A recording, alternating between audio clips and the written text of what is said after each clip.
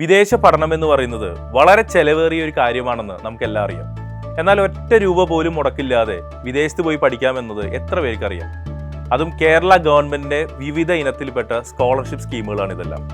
അതായത് SC/ST വിഭാഗത്തിൽപ്പെട്ട കുട്ടികൾക്കാണെങ്കിൽ ഉന്നതി എന്ന ഒരു കാറ്റഗറി സ്കോളർഷിപ്പ് പ്രകാരം 25 ലക്ഷം രൂപ വരെയാണ് കിട്ടുന്ന സ്കോളർഷിപ്പ്.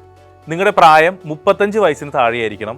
നിങ്ങൾക്ക് ബാച്ചിലേഴ്സ് തലത്തിൽ 55% മാർക്ക് ഉണ്ടായിരിക്കണം. ഇതാണ് ഇതിൻ്റെ ബേസിക് ക്രൈറ്റീരിയ. ഇതിൻ്റെ ആപ്ലിക്കേഷൻ കൗണ്ടുകൾ നമ്മൾ നോക്കിക്കഴിഞ്ഞാൽ 2017 മുതൽ നോക്കിക്കഴിഞ്ഞാൽ 50, 100, 150, 200 വരെയൊക്കെയുള്ള ആപ്ലിക്കേഷൻസാണ് ആകെ റിസീവ് ചെയ്തിട്ടുള്ളത്. അതായത് ഈ സ്കീമിനെ പറ്റിയിട്ടുള്ള അവയർനെസ് ഒട്ടും തന്നെ കുട്ടികൾക്കില്ല എന്നർത്ഥം. ഇനി ഇത് OBC കാറ്റഗറിയിലേക്ക് വന്നു കഴിഞ്ഞാൽ നമുക്ക് കേരള ഓവർസീസ് സ്കോളർഷിപ്പ് സ്കീം എന്ന ഒരു കാറ്റഗറിയാണ് വരുന്നത്. ഇത് പ്രകാരം 10 ലക്ഷം രൂപ വരെ നിങ്ങൾക്ക് എലിജിബിലിറ്റി ഉണ്ട്.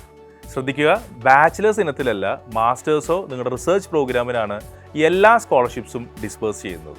പട്ടികവർഗ വികസന വകുപ്പ് നൽകിയ വിവരാകാശ പ്രകാരം നമുക്ക് കിട്ടുന്ന ഡാറ്റ എന്ന് പറയുന്നത് ഉന്നതി എന്ന ഈ ഒരു സ്കോളർഷിപ്പ് സ്കീമിൽ കഴിഞ്ഞ 2017 മുതൽ റീസെൻറ്റ് ഇയേഴ്സ് വരെ ആകെ 62 കുട്ടികളാണ് ഈ ഒരു സ്കോളർഷിപ്പ് സ്കീം അവൈൽ ചെയ്തിട്ടുള്ളത്. അതായത് 6 കോടിയോളം നീക്കിയിരിപ്പുള്ള ഈ പദ്ധതിയിൽ വെറും 2.5 കോടിയാണ് പരമാവധി യൂട്ടിലൈസേഷൻ ഓരോ വർഷവും എന്നർത്ഥം. ഇതാകെ എത്ര ശതമാനമാണ് ടോട്ടൽ നമുക്ക് അവൈലബിൾ ആയിട്ടുള്ള ഫണ്ട്സിൻ്റെ എന്ന് ഒന്ന് ആലോചിച്ച് നോക്കൂ. 25 ലക്ഷം രൂപ ഒരു കുട്ടിക്ക് വീതം 50 കുട്ടികൾക്ക് വരെ എലിജിബിലിറ്റി നേടാവുന്ന ഒരു സ്കീമാണ് ഉന്നതി എന്ന് പറയുന്നത്. അതിലാണ് നമ്മൾ കഴിഞ്ഞ വർഷങ്ങളിലൊക്കെ തന്നെ 50, 100, 150 മാത്രം ആപ്ലിക്കേഷൻസ് റിസീവ് ചെയ്യുന്ന ഒരു സാഹചര്യം കാണുന്നത്.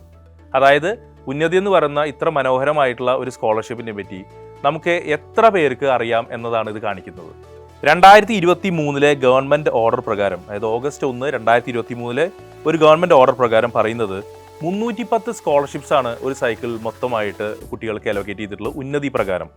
അതിൽ 175ഓളം ഫുൾ സ്കോളർഷിപ്സ് ആണ് വന്നിട്ടുള്ളത് SC സ്റ്റുഡൻസിന്. അതിൽ ഇൻകം ലെവൽ എന്ന് പറയുന്നത് 12 ലക്ഷത്തിൽ താഴെയാണ് ആനുവൽ ഇൻകം എന്ന് പറയുന്നത്. 20 ലക്ഷത്തിൽ മേലെയാണ് ഇൻകം സ്ലാബെങ്കിൽ അതിൽ പെടുന്ന 25 കുട്ടികൾക്കും ലഭിച്ചിട്ടുണ്ട്. എന്നാൽ SC സ്റ്റുഡൻസിലാണെങ്കിൽ ഒരു ഇൻകം സ്ലാബ് എന്ന് നമുക്ക് പറയാൻ സാധിക്കില്ല, 50 കുട്ടികൾക്ക് വരെ ഫുള്ളി ഫണ്ടഡ് സ്കോളർഷിപ്പ് ലഭിച്ചിട്ടുണ്ട്. ഇത്രയും കുട്ടികൾ, 310 കുട്ടികളുടെ ഒരു സ്പ്ലിറ്റപ്പാണ് നമ്മൾ കാണുന്നത്. ഇങ്ങനത്തെ അനേകം സ്കോളർഷിപ്പുകൾ നമ്മുടെ നാട്ടിലുള്ള പോലെ തന്നെ വിദേശത്തുമുണ്ട്. ഇതിനെ പറ്റിയൊക്കെ വ്യക്തമായി നമ്മൾ പഠിക്കുകയാണെങ്കിൽ തീർച്ചയായിട്ടും നമുക്ക് ഒരു വലിയൊരു ലയബിലിറ്റി ഇല്ലാതെ തന്നെ അനേകം നല്ല യൂണിവേഴ്സിറ്റി അഡ്മിഷൻ നേടാനും സാധിക്കും, ഇത്തരത്തിലുള്ള സ്കോളർഷിപ്പ് അവൈൽ ചെയ്യാനും സാധിക്കും. അപ്പോൾ നമുക്ക് മനസ്സിലായി 25 ലക്ഷം രൂപ വരെ നമുക്ക് സ്കോളർഷിപ്പ് ലഭിക്കാനായിട്ടുള്ള പോസിബിലിറ്റി ഉണ്ട്. എന്നാൽ ഈ ഒരു പൈസ കൊണ്ട് നമുക്ക് എവിടെയെല്ലാം പോയി പഠിക്കാൻ സാധിക്കും? UK, കാനഡയോ അയർലൻഡോ മാത്രമാണോ? അങ്ങനെയല്ല, മറ്റനേകം രാജ്യങ്ങൾ ഇതിൻ്റെ 4/1 മാത്രം ചെലവിൽ പഠിക്കാൻ സാധിക്കും.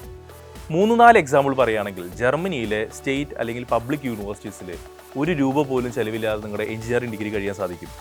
അതേപോലെ തന്നെ ഓസ്ട്രേലിയ ആണെങ്കിൽ അത് വെറും 1.5 ലക്ഷം രൂപ മാത്രമാണ് ഒരു വർഷത്തിൽ. ബെൽജിയത്തിലോ വെറും 3 ലക്ഷം മാത്രം. ഇങ്ങനെ അനേകം ഓപ്ഷൻസ് ഉള്ള ഒരു രാജ്യം അല്ലെങ്കിൽ ഏരിയയാണ് ഷെങ്കൻ ഏരിയ എന്ന് പറയുന്ന യൂറോപ്പിൽ. അപ്പോൾ നമുക്ക് അവെയിൽ ചെയ്യാൻ പറ്റുന്ന തുകയുടെ 25 ലക്ഷത്തിൻ്റെ ഒരു 4/1 മാത്രം ചെലവിൽ തന്നെ ഗവൺമെൻറ് പറയുന്ന അല്ലെങ്കിൽ അവർ അനുശാസിക്കുന്ന ഏറ്റവും നല്ല റിനൗണ്ട് പബ്ലിക് യൂണിവേഴ്സിറ്റീസിൽ നിന്ന് നിസ്സാരമായിട്ടുള്ള ഒരു ചെലവിൽ നമ്മുടെ വിദേശ വിദ്യാഭ്യാസം കംപ്ലീറ്റ് ചെയ്യാൻ പറ്റും എന്നർത്ഥം.